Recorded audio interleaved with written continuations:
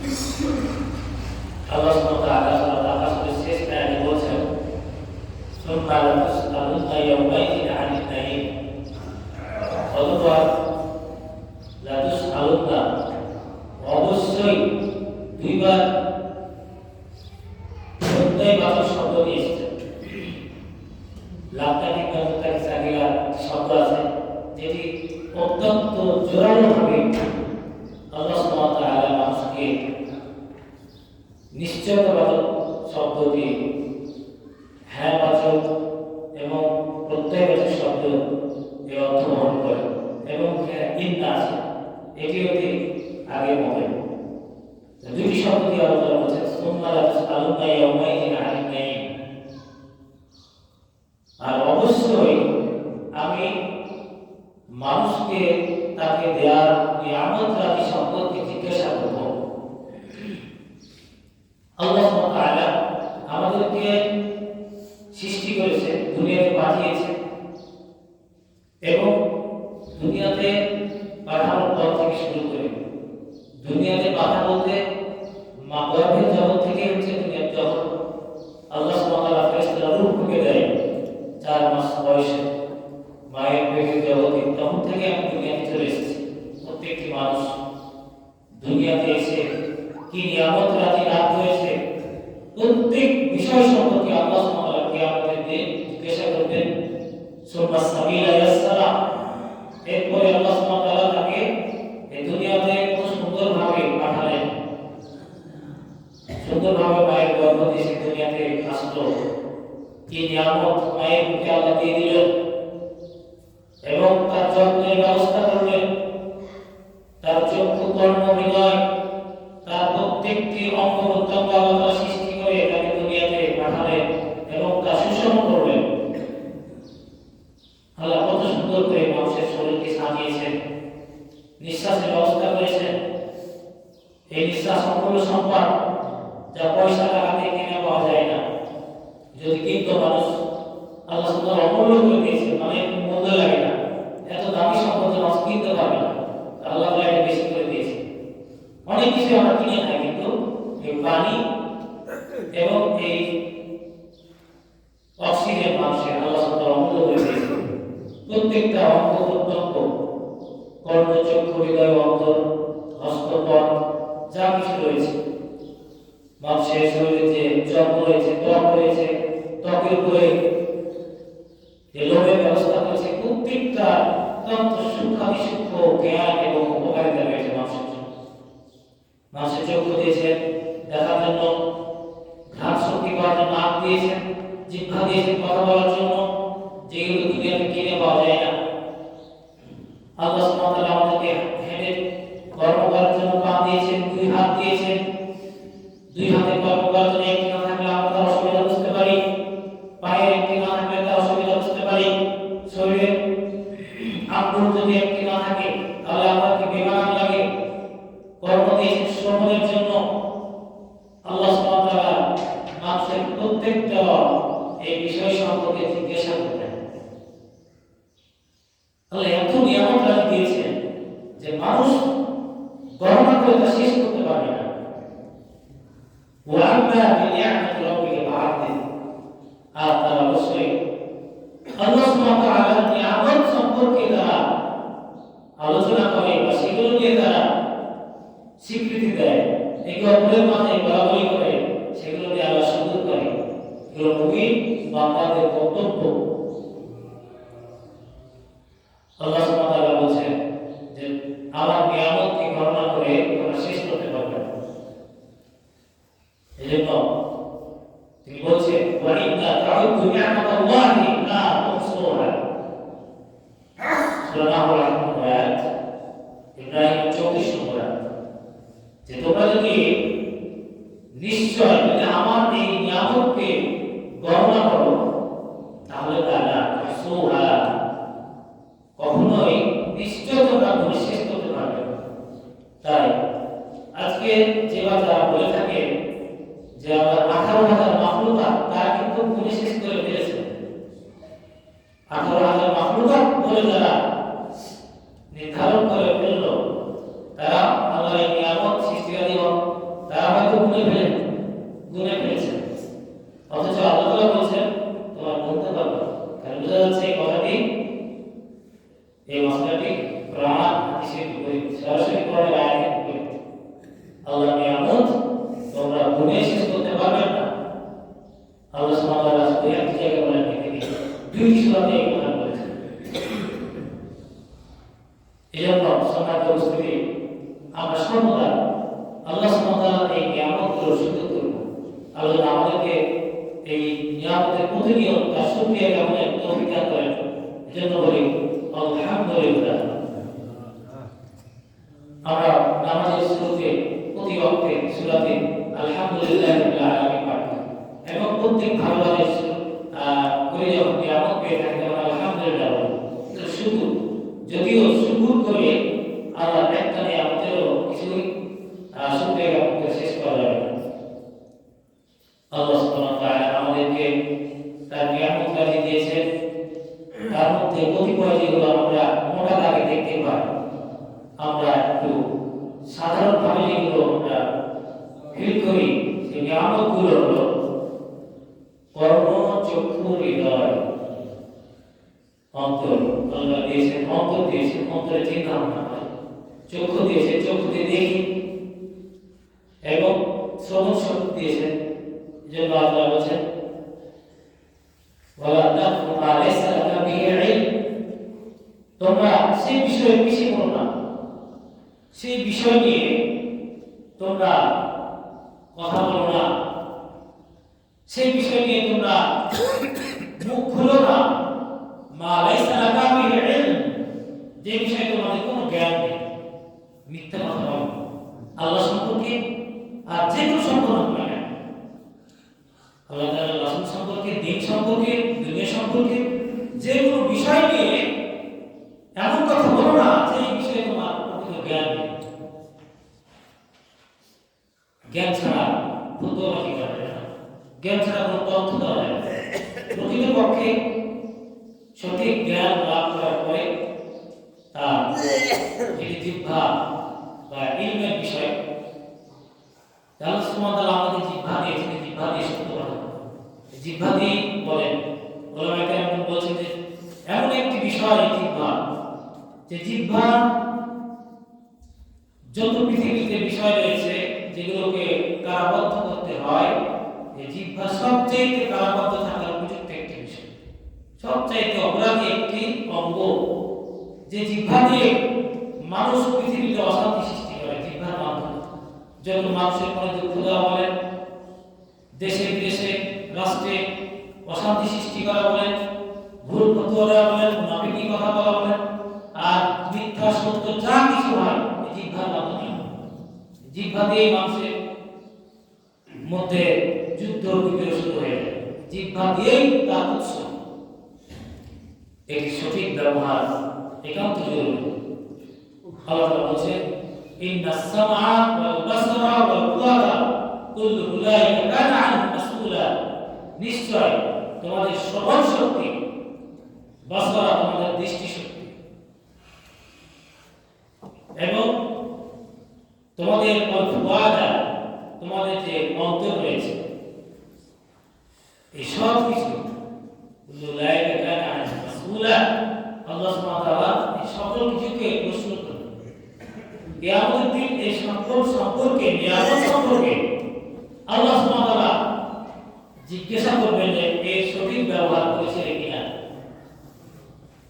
কান দিয়েছিলাম শোনার জন্য, তুমি কি আল্লাহর বিধান শুনতে পাওনি, আযান শুনতে পাওনি, মসজিদে আসোনি? তুমি কি নবীর সুন্নাত শুনতে পাওনি, মেনে চলোনি? তোমাকে চক্ষু দেওয়া হয়েছে, কিন্তু কোন কাজে ব্যবহার করেছো, কি দেখেছো, আর কান দিয়ে কি শ্রবণ করেছো? মিথ্যা কথা, গীবত, তহমত, আর মানুষের গান বাজনা যে অশ্লীলতা সেগুলো শুনেছো, আর চোখ দিয়ে দেখেছো। সুবহানাল্লাহ, প্রত্যেকটি বিষয় সম্পর্কে জিজ্ঞাসা করবে, অন্তরকে জিজ্ঞাসা করবে যে অন্তরে কি ধরনের চিন্তা ভাবনা করা আছে। ইসলামের কাছে এই অঙ্গ প্রত্যঙ্গগুলো আল্লাহ, এগুলো আল্লাহ দিয়েছেন আমাদেরকে দয়া করে, রহম করে। মৃত্যুর সাথে সাথে সাথে আবার নিয়ে নেবেন, এগুলো তো আমার আপনার কোনো এখানে ক্ষমতা নেই। আল্লাহর এই দেওয়ার নিয়ামত আল্লাহর পথে না ব্যয় করে কুফরের পথে, অসত্যের পথে, শয়তানের পথে কেন ব্যয় করি? আল্লাহর পথে কেন আমাদের এই জিহ্বা দিয়ে তাকবীর বলে হয় না? এই জিহ্বা তো আল্লাহ দিয়েছে। আল্লাহর জন্য কেন আমাদের পা রাস্তায় হাঁটে না, জিহাদের মাঠে দিকে ধাবিত হয় না? আল্লাহর জন্য কেন আমাদের এই অন্তর কাঁদে না? ইসলামের জন্য, রাসূলের জন্য, পরকালের জন্য আমাদের এই অন্তর কাঁদে না? এগুলো সব প্রশ্ন করা।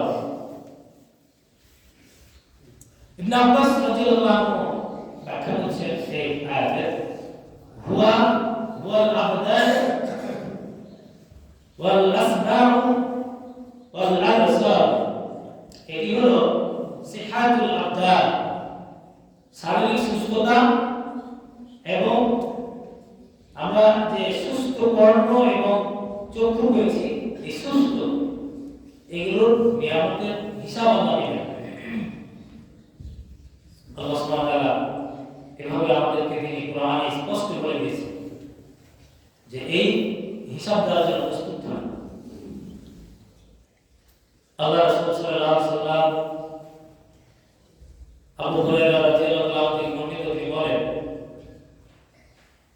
তিরমিজি শরীফে হাদিসটি বর্ণিত হয়েছে, আল্লাহ রাসূল সাল্লাল্লাহু আলাইহি ওয়াসাল্লাম ইরশাদ করছেন, উপদেশ দিচ্ছেন সাহাবীদেরকে যে ইত্তানিব খামসান ক্বাবলা খামসিন, তোমরা পাঁচটা বিষয়ের পূর্বে পাঁচটা বিষয়কে গনিমত মনে করো, মানে মহামূল্যবান সম্পদ মনে করো।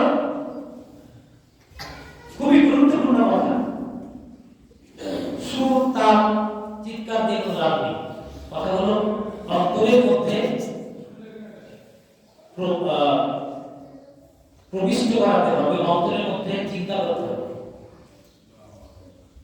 কথাগুলো কত গভীর এবং কত গুরুত্বপূর্ণ এবং কত বাস্তব সম্পূর্ণ কথা, এগুলি চিন্তা করতে হবে এবং খুব মনোযোগ দিয়ে শুনতে হবে। আল্লাহ রাসূল সাল্লাল্লাহু আলাইহি ওয়াসাল্লাম বলেছেন, তোমরা পাঁচটা বিষয় করবে, পাঁচটা বিষয়কে মহামূল্যবান সম্পদ, গনিমত মনে করো, পৃথিবীতে এই বিরাট সম্পদ মনে করো। তার মধ্যে এক নম্বর হলো স্বাভাবিক আকল্লা হারামিকা, তোমার যৌবনের পূর্বে তোমার যৌবনকে তুমি গনিমত মনে করো, মহামূল্যবান মনে করো, কবলা হারামিকা, তোমার বার্ধক্য আছে। এটা ছোটখাটো কথা নয়, সন্তানের কোনো প্রয়োজন নেই, এটি খুব স্থির ভাবে শুনতে হবে। আমরা যারা বৃদ্ধ হয়ে গেছি, যারা ভাবছি যে বৃদ্ধ হয়ে নামাজ পড়বো, বৃদ্ধ হয়ে ইসলামের পথে কাজ করবো, বৃদ্ধ হয়ে কাজ শুরু করবো, অনেকে এই সময় পায়নি, তার আগেই আল্লাহ তুলে নিয়েছে। বৃদ্ধ হওয়ার সুযোগ অনেকে পায়নি, অনেক শিশু অবস্থায় মারা গেছে, অনেকে মধ্যবয়সী অবস্থায় মারা গেছে, অনেকে বৃদ্ধ অবস্থা পেয়েছে।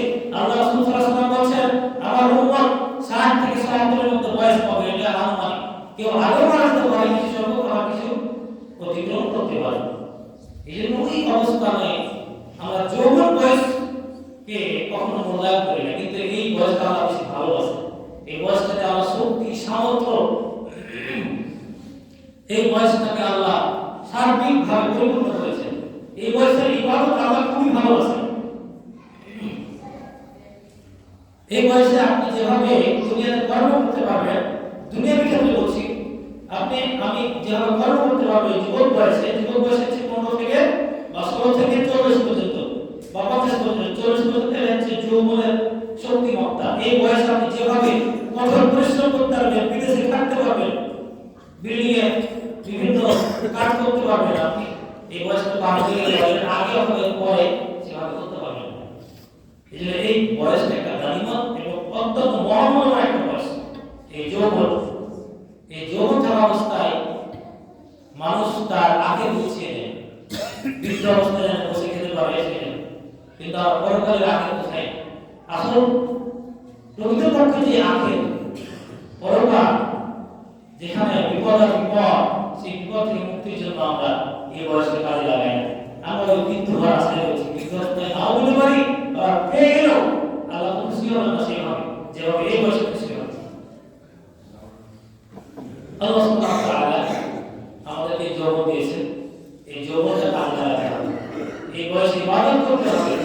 বয়সে যেভাবে রুকু করতে পারবেন, এই বয়সে যেভাবে সুজুদ করতে পারবেন, এই বয়সে যেভাবে দীর্ঘক্ষণ ধরে সালাত আদায় করতে পারবেন, দীর্ঘক্ষণ ধরে কিয়াম করতে পারবেন, সিয়াম করতে পারবেন, বেশি বেশি আল্লাহর ইবাদত করতে পারবেন। আপনি বৃদ্ধ বয়সে তো দাঁড়িয়ে নামাজ পড়তে পারবেন।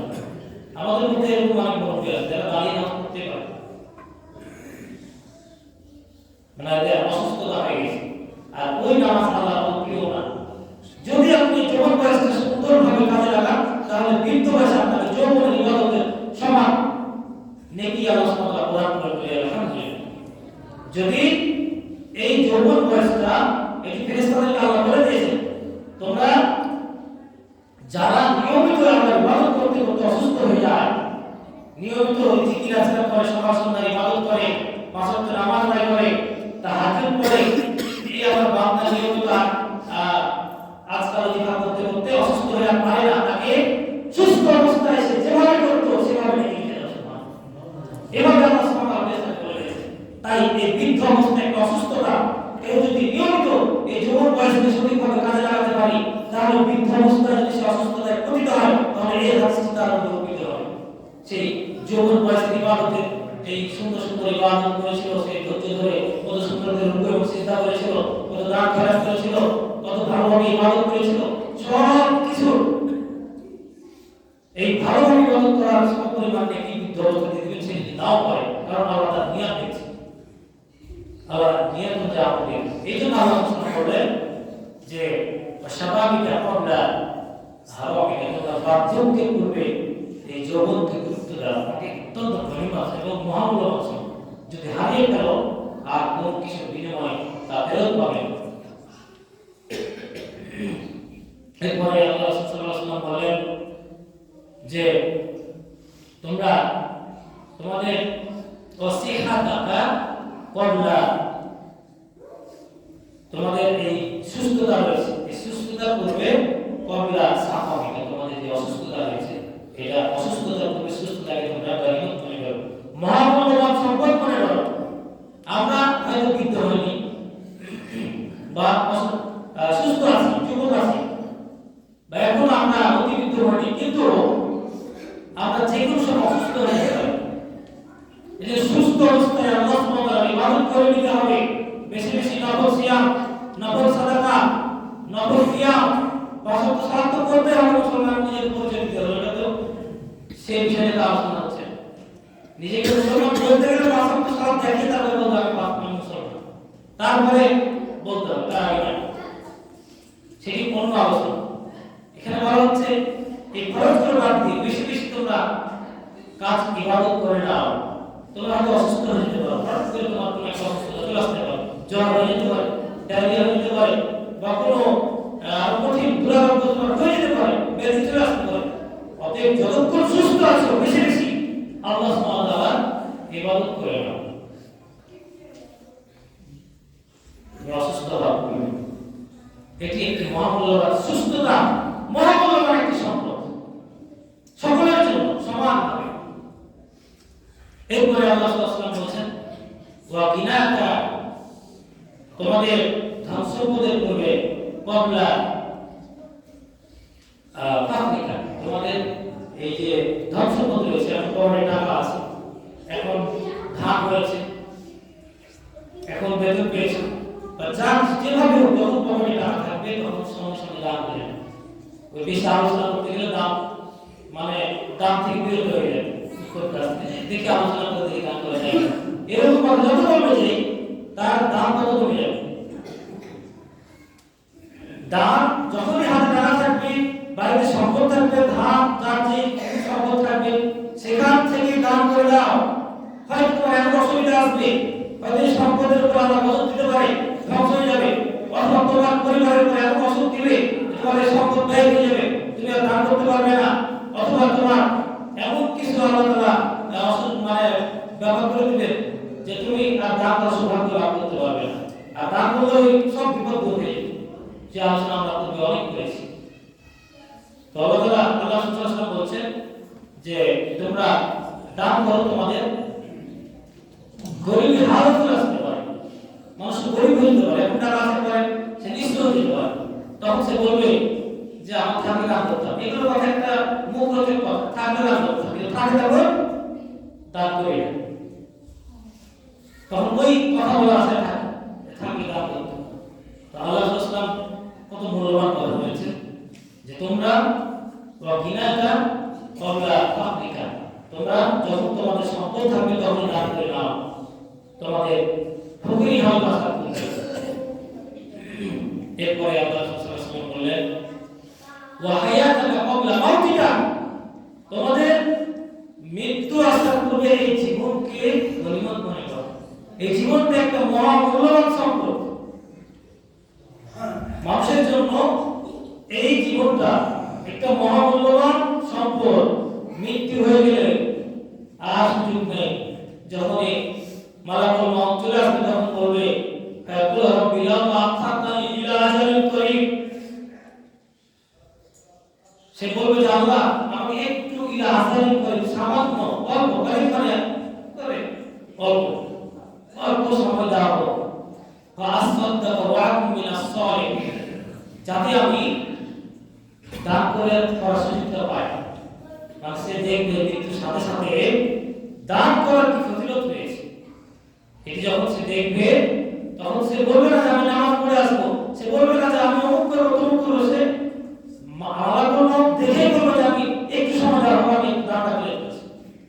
এটা কোরআনের কথা, সূরা মুনাফিকুন বলেছে। সুবহানাল্লাহ, আল্লাহ সুবহানাহু ওয়া তাআলা এত নিয়ামত দিয়েছেন, এই নিয়ামতের শুকরিয়া করে শেষ করতে পারবো না, আর আলোচনা করে একদম শেষ হবে।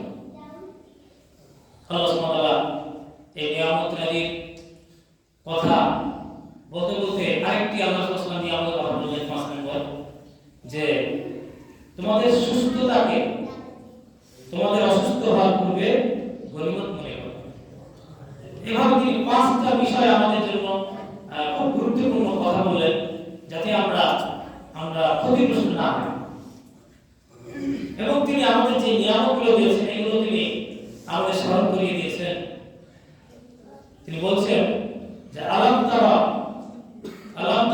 আন্নাল্লাহ সাখারা লাকুম মা ফিস সামাওয়াতি ওয়া মা ফিল আরদ, তারা কি দেখে না যে আসমান এবং জমিনে যা কিছু রয়েছে মানুষের উপকারার্থে আমি সদা নিয়োজিত করে দিয়েছি। মানুষের কল্যাণার্থে আসমান এবং জমিনের যা কিছু ফসল রয়েছে, যা কিছু সম্পদ রয়েছে, আসমানের চন্দ্র সূর্য গ্রহ নক্ষত্রপুঞ্জ যা কিছু রয়েছে আল্লাহ পুরো আমাদের জন্য সৃষ্টি করেছে। আসমান থেকে আলো আসে, চন্দ্র রাতে আলো দেয়, আমরা পথ দেখতে পাই, মাস গণনা করি, আসমানের সৌন্দর্য,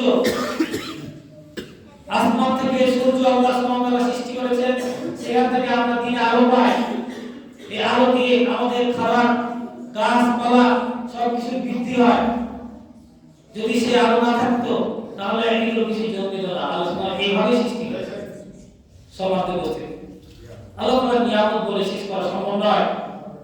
কত সুন্দর করে আল্লাহ আসমানকে সাজিয়েছেন, এই আসমানের নিচে যে কত বড় বড় জগৎ রয়েছে, বিশাল বিশাল আল্লাহ সুবহানাহু ওয়া তাআলা সৃষ্টি রয়েছে, যা আমাদের কল্পনা এখন পর্যন্ত এত বিশাল বিশাল গ্রহ নক্ষত্র রাজত্ব রয়েছে। এজন্য আমরা এক কথা বলি আলহামদুলিল্লাহি রাব্বিল আলামিন, যাবতীয় প্রশংসা সমস্ত জগতের প্রতিপালক, মানে অনেক জগৎ রয়েছে, শুধু একটা জগৎ নয়। পৃথিবীতে আল্লাহ সুবহানাহু ওয়া তাআলা কত রং বেরঙের গাছ দিয়েছেন, ফল দিয়েছেন, ফুল দিয়েছেন, তারপরে খাবার জন্য প্রাণী জগতে যত কিছু হালাল করেছেন, কতগুলো সেগুলো কার জন্য করেছেন? এই মানুষের জন্য। গরুর গোশত, পুকুরে নদীর ইলিশ মাছ, বোয়াল মাছ আর যত ধরনের মাছ রয়েছে মানুষের জন্য আল্লাহ হালাল করে দিয়েছেন। সমুদ্রকে আল্লাহ সুবহানাহু ওয়া তাআলা মানুষের জন্য অনুগত করে দিয়েছেন। এত কিছু নিয়ামত আল্লাহ সুবহানাহু ওয়া তাআলা আমাদেরকে দিয়েছেন যে আমরা কখনোই বলে শেষ করতে পারবো না। সমাজে বসে এই নিয়ামতগুলো আমরা সঠিকভাবে আদায় করছি কিনা এই হিসাব আল্লাহ সুবহানাহু ওয়া তাআলা দিবেন। অবশ্যই আল্লাহ কিয়ামতের দিন জিজ্ঞাসা করবেন যে তোমরা কিভাবে এই নিয়ামতের শুকরিয়া করেছো। আল্লাহ সুবহানাহু ওয়া তাআলা মানুষকে যে সন্তান দিয়েছেন এগুলো বড় নিয়ামতের অন্তর্ভুক্ত। সন্তান, স্ত্রী, সম্পদ এবং আল্লাহ সুবহানাহু ওয়া তাআলা নেতৃত্ব দিয়েছেন। এই নেতৃত্ব সম্পর্কে জিজ্ঞাসা করবেন যে তোমাকে নেতৃত্ব দেওয়া হয়েছিল সঠিকভাবে। আল্লাহ রাই কুল্লুকুম মাসউলুন আন রাইয়াতিহি আল ইমাম রাই মাসউলুন আন রাইয়াতিহি। একজন ইমাম হচ্ছে দায়িত্ব ছিল, তাকে এটা একটা নিয়ামত আল্লাহর পক্ষ থেকে এবং পরীক্ষা। তাকে দেওয়া হয়েছে সঠিকভাবে সে দেশ পরিচালনা করছে কিনা, সঠিকভাবে সে সমাজ পরিচালনা করছে কিনা। তাকে দেওয়া হয়েছে মাদ্রাসার দায়িত্ব, সঠিকভাবে মাদ্রাসা পরিচালনা করছে কিনা। স্কুলের দায়িত্ব, স্কুল সঠিকভাবে পরিচালনা করছে কিনা। মসজিদের দায়িত্ব, সঠিকভাবে মসজিদ পরিচালনা করছে কিনা। সমাজের দায়িত্ব, ঠিকভাবে সমাজ পরিচালনা করছে কিনা, নাকি অন্য কিছু করছে, নাকি এখানে অন্য নিয়ামতের মাসুলি করছে বা ব্যক্তিগত স্বার্থ হাসিল করছে। আল্লাহ সুবহানাহু ওয়া তাআলা এই নিয়ামতগুলো সম্পর্কে প্রশ্ন করবেন কিয়ামতের দিন।